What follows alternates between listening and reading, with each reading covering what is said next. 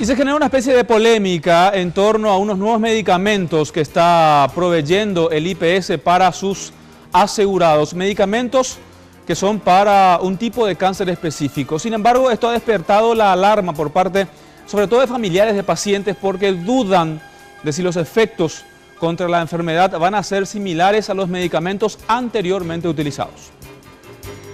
Vortezomib Acor es el nuevo medicamento que el Instituto de Previsión Social aplica a los pacientes con mieloma múltiple, un cáncer que afecta a la médula ósea, y ya no el de Velcade Vortezomib, que se les proporcionaba anteriormente. Esto motivó el reclamo de familiares de enfermos que temen que la nueva droga no haga efecto alguno.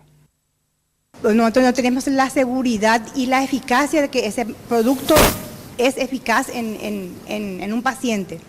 En cambio, el original en el mundo se utiliza en el primer mundo.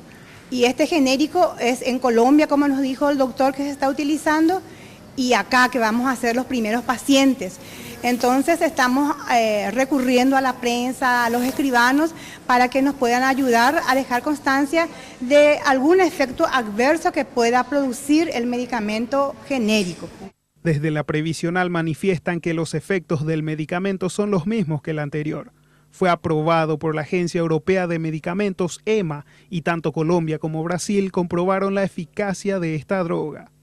Todos los medicamentos que han sido adjudicados en estos últimos meses en el IPS han pasado por esas pruebas o son similares, ¿verdad? Y las pruebas, clínicas son requeridas en los pliegos y tienen que ser presentados documentadamente y son médicos los que evalúan, porque nuestras comisiones evaluadoras de ofertas del área, diríamos, para todo lo que sean medicamentos, insumos y también, electromedicina, todo lo que sea equipamiento, participa tanto el área médica, que ponen los especialistas que tienen que revisar los medicamentos, son quienes van luego a prescribir esos medicamentos, el área jurídica, que tienen sus abogados que los representan, y el área administrativa, que es el que vela por todas las condiciones administrativas y formales de los documentos. O sea que hay un equipo interdisciplinario que es el que participa de esa comisión evaluadora y todos estos medicamentos han sorteado esas pruebas.